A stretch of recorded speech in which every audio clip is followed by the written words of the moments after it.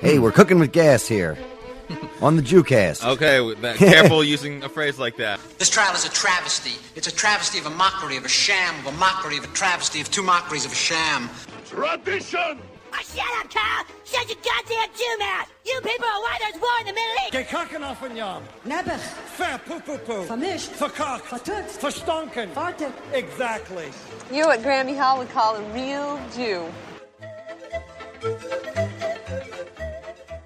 Boker Tov, Lila Tov. I don't know what afternoon Tov is, but welcome to another exciting Jew-packed episode of American Jew. I'm Jonathan Randall, here always with my good buddy. Oi, I'm Jordan Feiber. Yeah, well, it's pretty exciting to be back for episode 3 already. Shalosh. Indeed. And I don't know if you've been paying attention to the news this week, but I am feeling the burn. Are you feeling the burn? I'm feeling it. I'm feeling the burn. I think every Jew out there is feeling the burn because Bernie Sanders is running for president again, and there's a possibility that we might have the first Jewish president of the United States of America. What's also exciting is Bernie is kind of like us, where he identifies himself as an American Jew, and he believes in Judaism more culturally than he does religiously. Yeah, he would be a fan of this podcast. I think he would love this podcast. Yeah. Let's desperately try to get him as a guest on this podcast. I don't know how desperately we need to be. He's making the rounds right now. He's talking to everybody. All right, well, let's put out some feelers. I feel like he's accessible. You think he's accessible? Well, Listen, I can look at my dad's high school yearbook. He and my dad went to high school together. Maybe that information is still current. I'll call my dad after this. He was the first, apparently, congressman to really make lighting menorahs in City Hall a thing, and since he's done that, it spread, and more people are lighting menorahs. So that's like a good thing for Judaism. It's putting it out there. Which, kudos to you, Bernie, and imagine what more good he will do for American Jews, maybe to help stop, anti-Semitism, which is on the rise. And people love Bernie. People do love Bernie. Didn't your dad went to high school with Bernie? Yes, they did. And didn't they run against each other? They ran for the same in the same student senate race, and they both lost. They both lost. What happens was, I think they canceled each other's votes out, and who ended up winning was some rich kid. Yeah, who knows if that kid's still religious? I don't know. Who knows? But I mean, what kind of congregation is that guy running? I have no idea what kind of congregation the winner is, but I'm sure he's still clinging on to the fact that he beat Bernie. And your dad, of course. Right. So that's great. So, we urge, of course, everybody. I mean, I think people are pretty familiar with Bernie's politics. I know a lot of people really wanted him to win the last election. People were upset with Hillary because she kind of took votes away from him or whatever. People liked his politics better. So maybe he'll have a better chance this year, 4 years later. And I mean, I know neither of us really are crazy fans about Trump, even though Trump's daughter is Jewish. Apparently, she's like a modern Orthodox Jew. Well, what's interesting, I feel like, the thing that I connect the most to about Bernie's Judaism is that he doesn't push it on you. He really has taken almost an atheist stance towards organized religion, but has taken some of the aspects of morality and how to treat your fellow human being that religion is kind of meant to instill, and he's taken that and just taken that to a more civil, level and a cultural level, rather than focusing on any of the scripture. I think I totally agree. It seems like that's what he's done. That he is into the tradition of Judaism, and he's proud of his Jewish heritage, but he's not really committed to the Bible or to any organized religion for that matter. And I think that's how we feel as well, because it's like,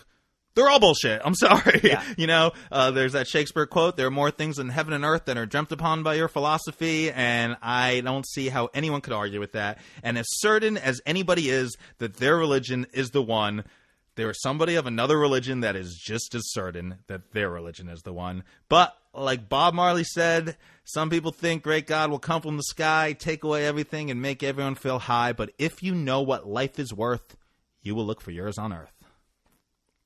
I mean, it's hard to argue with that. That's for damn sure. I was hoping for an amen, but not an argument will be good. So, it's another good week for Jews. We're in the news. We're doing amazing things, and kudos to Bernie.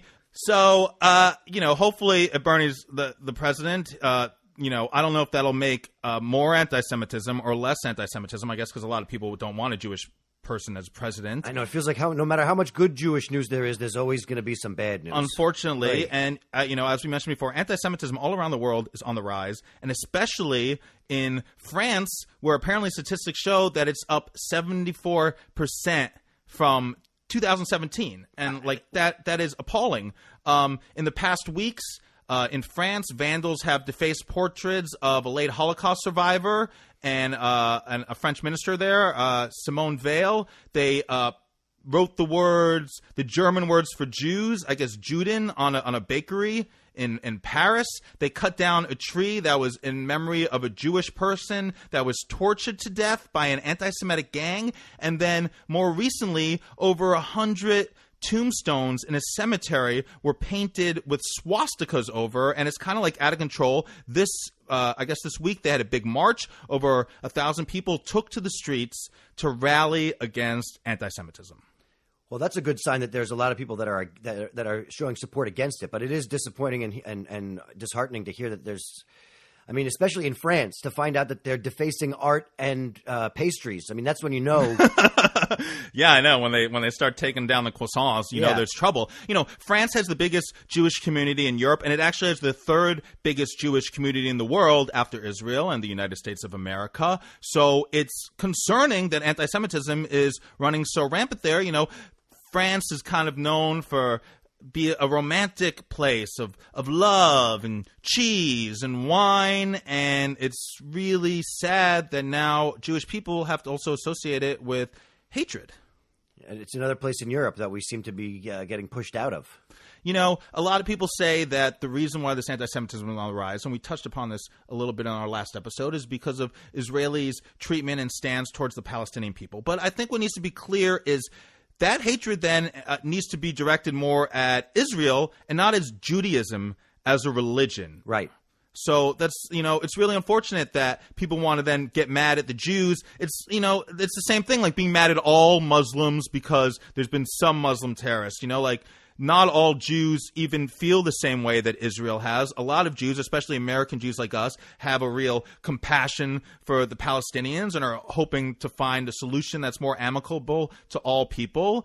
And if anyone out there in France that's drawing swastikas on tombstones, that is just wrong and appalling, and they're cowards. They're cowards. And we really got to figure out a way to put an end to not only anti-Semitism, but any hatred based on religion, race, sexuality, whatever. I think we've said this before. We're saying it again. Stop the hate. Spread the love.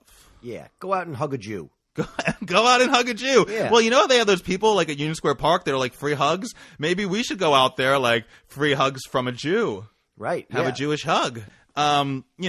Not all Jews have hatred towards Palestinian people. A lot of these Jewish stereotypes are just totally false, and they've always been. And people need to realize that there are a lot of good people, and most of the things that you like, probably involving the cinema, involving music, there are some Jews involved in making it happen. Oh, yeah. Yeah. The Jews are the driving force behind almost all of your favorite stuff. Yes. Yeah. We are there, and we're involved.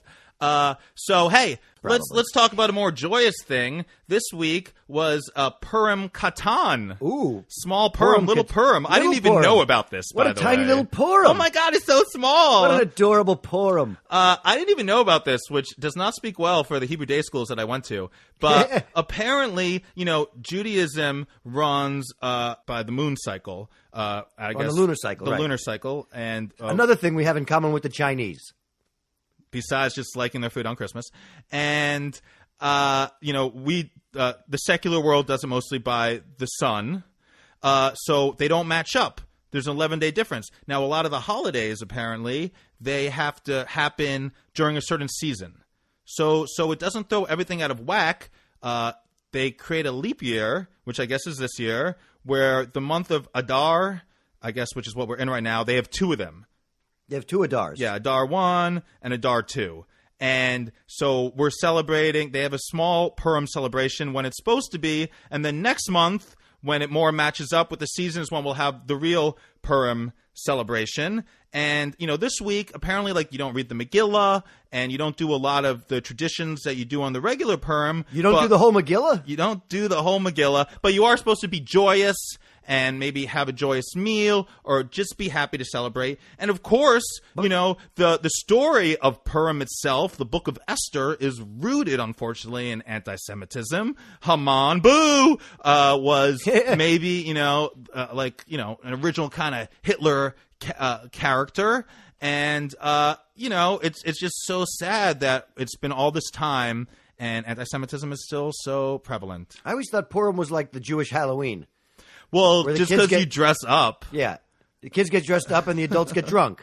I guess, yeah. I mean, you could say that, but it's kind of – that's like saying Hanukkah is the Jewish Christmas just because, there's similar traditions, but I don't really think they have anything to do with each other, as Halloween is more of a pagan holiday. Should we talk about this week's Torah portion? We should probably talk about this week's Torah portion. This is kind of a big Torah portion because it's something that I mean, it's definitely one of the touch points that if you broke it down onto the Cliff's Notes, this would be in there. This would happen. Right. The golden calf. The golden calf. So Moses goes up to Mount Sinai.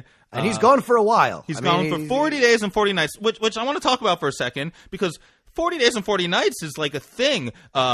Noah's Ark, it rained for 40 days and 40 nights. Right. Now Moses goes up to Mount Sinai for 40 days and 40 nights. Josh Hartnett starred in a horrible movie. You know what? I actually did some research because why does this keep coming up? 40 days and 40 nights, I guess. It seems like a significant number in the Bible. Oh, right. I do remember the Josh Hartnett movie. It's the one where he doesn't have sex for 40 days. Yes, George. That is the movie. One thing I read was that it wasn't literally 40 days and 40 nights, but that is a term in the Bible to express a longer period of time. That's what the hotel bill said. Okay. And another thing was that 40 days is kind of like a trial period for people or in the Jewish religion, that 40 days to feel something out, to try something. Some good department stores will give you 90 days. Yeah, to return it. But if you go to a Jewish store, they have a 40-day return policy opposed to a 30-day return policy. So yeah. By the way, also, Moses goes up. He gets the 10 Commandments from God. I guess God, during this time, he's, first, whether it's 40 days, 40 nights, a long time, whatever, it's too much for the Jews. God got them out of Egypt. He split the Red Sea. He brought them to Mount Sinai and all that. But you know what? Moses has gone too long, and they're like, screw God.